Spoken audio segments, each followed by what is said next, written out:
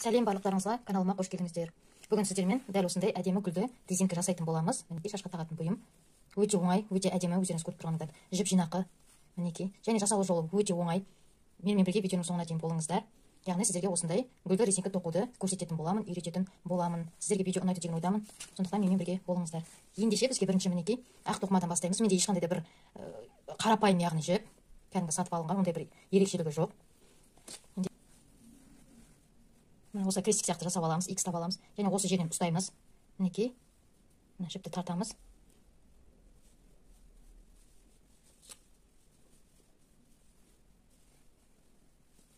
Мінекей. Енді міне біздің жасап алған дөңгелекшемізге көрген дөңгелекше кіргіземіз. Және жіпті аламыз.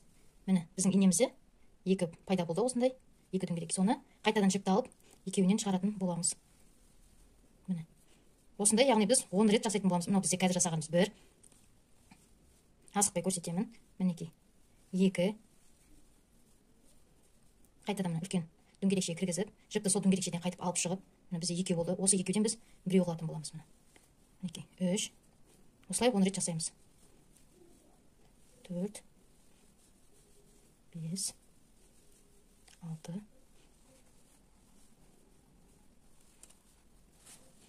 Мінекей мен 10-ын тоқыдым. Яғни қателеспей кетсеңіздер, міне бізде көрдіңіздер ме, өрілген сияқты болып шықты. Осы өрілгеннен де санасаңыздар болады. 1 өрілген, 2, 3, 4, 5, 6, 7, 8, 9, 10 деп сонда бізде 10 өрілген болып шығады. Енді мінекей, кішкентай жібіміз тұр. Осы жіпті біз қаттырақ, яғни тартамыз. Мінекей, осындай бізде шығады. Енді мына жерін біз қалай бекітеміз? Яғни мынаны бізге бекіту керек болады. Ол үшін не істейміз? Міне ең алғашқы міне. Ең алғашқы көріп тұрсыздар ма? Міне осы өрілгеннің екеуіне міне инемізді саламыз және міне мына жібімізді сол инеден шығаратын боламыз. Яғни мынадан шығаратын боламыз. Мінекей, бізде осындай дөңгелекше шықты.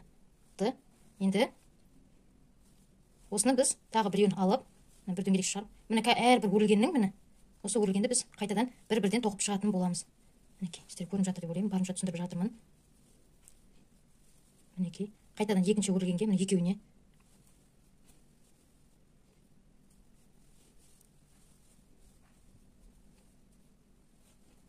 екеуіне осынан қайтып жіп шығарамыз. Екеу болып, екеуден біреу қыламыз. Қайтадан кіреміз келесі өрілгенге. Мінекей. Одан мына жібімізді шығарамыз. Осылай яғни бәрін тоқып шығатын боламыз.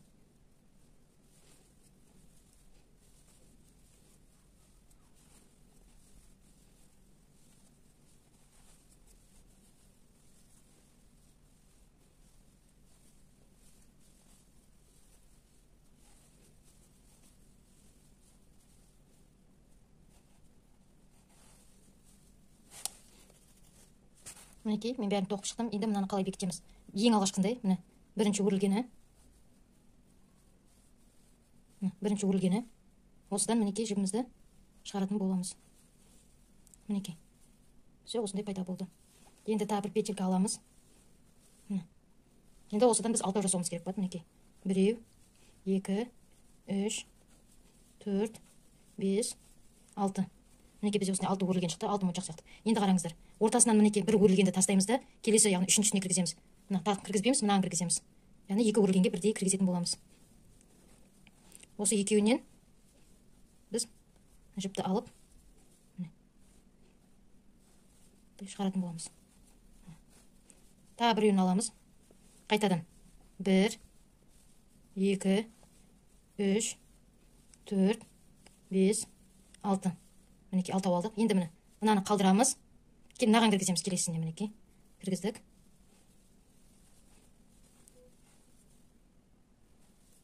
Мінекей. Осындай бізде, дәл осындай кружоктар бізде 5 шығу керек болады. Мінекей, менде осындай 5 шықты. Міне 1, 2, 3, 4, 5. Енді қараңыздар. Мінекей, енді мынаған дөңгелекшеге кіреміз, міне өрілген. Одан жіпті алып шығамыз. Міне 2 болды. Осыдан біз қайтып біреу шығарамыз. Енді келесін инемізге міне жіпті ораймыз. Мынаған кіргіземіз дөңгелекшеге. Одан жіпті алып шығамыз. Мінекей, 3 болды. Осы 3-ден біз біреу қыламыз.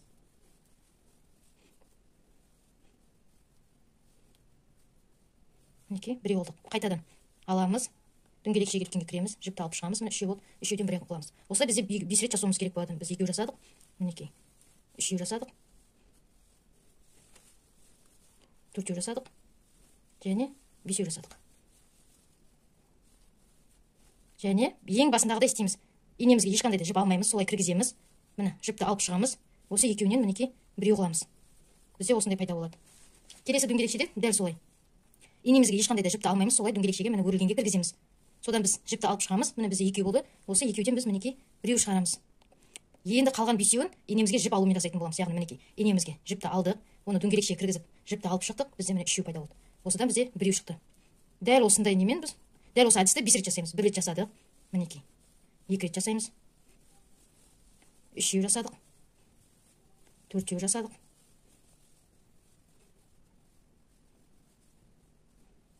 4 жасадық. Енді 5. Міне. Болды. Енді банағыдай инемізге ешқандай да жіп алмай кіргіземіз тесікке, яғни дөңгелекшеге жіпті алып шығамыз да. Яғни мінекей. Дәл солай бәрін қайталап шығасыздар. Үшеуін дәл солай. Ешқандай инеге жіп алмай кіргіземіз дөңгелекшеге. Мінекей. Енді инемізге жіп алумен жаңағы әдісті қайталап жасайтын боламыз. Солай бәрін жасап шығамын. Мінекей, яғни біздің бірінші гүліміз бітті. Мен бәрін тоқып шықтым. Соңғысын тартамыз және қайшымен қиып тастаймыз. Яғни міне. Енді біз осыны қалай істейміз? Яғни ешқандай да қиыны жоқ. Міне артындағысына біреуіне кіргізіп, содан мына жіпті шығарамыз.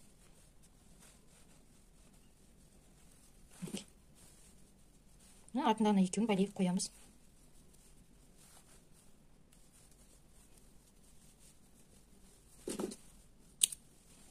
Мінекей бізде осындай әдемі гүл шықты.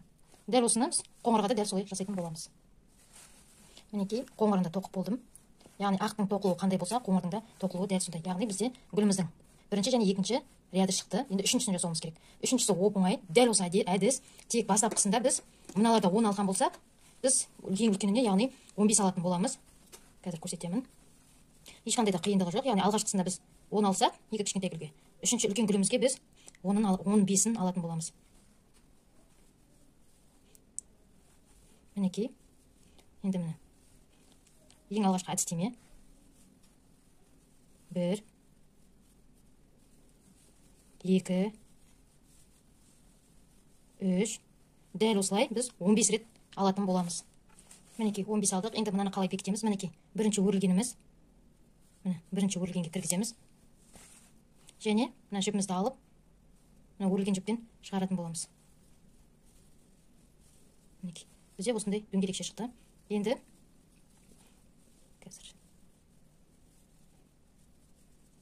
Енді бір петля, яғни аламыз, енем тағы бір жіп, бір тоқимыз. Енді әр қайсына біріншіге бастап қайтып айналып тоқып шығамыз. Әр өрілгенге екеуін бірдей аламыз. Мінекей, дұрыс көрінбей жатыр ма? Әрбір өрілгеннің ортасынан тоқып шығатын боламыз. Мінекей, тоқып болдым. Енді мынаны қалай бекітеміз? Ол үшін біз міне ең алғашқысындай міне өрілгенге инемізді кіргізіп, содан жібімізді шығарамыз. Мінекей. Тағы да бір ряд тоқтаймыз, тоқимыз. Тағы үшінші ряд тоқитын боламыз.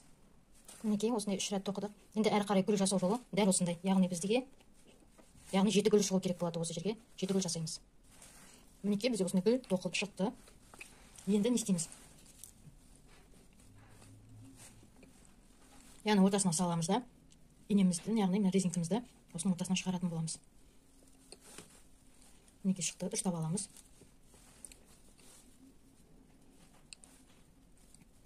Мінекей, яғни осындай болса бізге жеткілікті. Енді осыған біз ыстық лейімізді жағатын боламыз. Аямай жағамыз. Енді қазіргі тоқылған ақ гүлімізді, яғни мынаның ортасынан шығып тұратындай қылып, мінекей осылай қоямыз. Және қаттырақ басамыз. Тіпті осылай қалдырсаңыздар да әдемі. Мінекей. Енді банағы тоқылған жібімізге осындай ақ моншағымызды кигіземіз, 5-еу, және оны осылай байлап гүл етеміз. Мінекей дайын болды. Енді осының ортасына аямай клейімізді жағамыз. Және соған міне жасаған қазір гүлімізді былай әдемілеп дұрыстап орнатамыз. Мінекей. Ортасына сәл құттай клей тамызып, яғни келесі моншағымызды саламыз. Мінекей. Тіпті осылай қалдырсаңыздар да әдемі деп ойлаймын. Бірақ біз әрі қарай жаңағы жасаған үшінші гүлімізге резинкімізді, яғни ортасынан шығарамыз. Яғни алғашқы әдісімізді қолданамыз, ортасынан міне крючогымызды кигіземіз. Содан мінекей резинкімізді ортасынан шығаратын боламыз. Міне. Енді мына қоңырға қоңыр тұрған жерге міне клейімізді жағып аламыз. Мінекей. Кәдімгідей аямай клейді жағыңыздар. Сонда резинкаларыңыз нық тұратын болады. Енді мына жібімізді соңғы гүлімізді түсіреміз. Мінекей, бізде осындай әдемі пышный, үлкен осындай күшті әдемі гүл дайын болды, яғни резинкамыз. Мінекей, арты осылай бітеулі жабық болып тұрады. Үлкендеу размерде, және міне кішкентай шағын. Мінекей. Ешқандай да қиын емес, өздеріңіз байқаған боларсыздар. Мінекей, өте әдемі, өте ерекше резинка тоқып шықты. Сіздерге видео ұнады деген ойдамын. Менімен бірге соңына дейін болсаңыздар, каналға жазып қолдап кетіңіздер. Сіздердің қолдауларыңызбен маған осындай әртүрлі шабыт беріп, каналға әртүрлі видео шығып тұруына сіздер маған себепші боласыздар. Видеоны соңына дейін қарағандарыңыз үшін көп рахмет. Келесі кездескенше сау болыңыздар.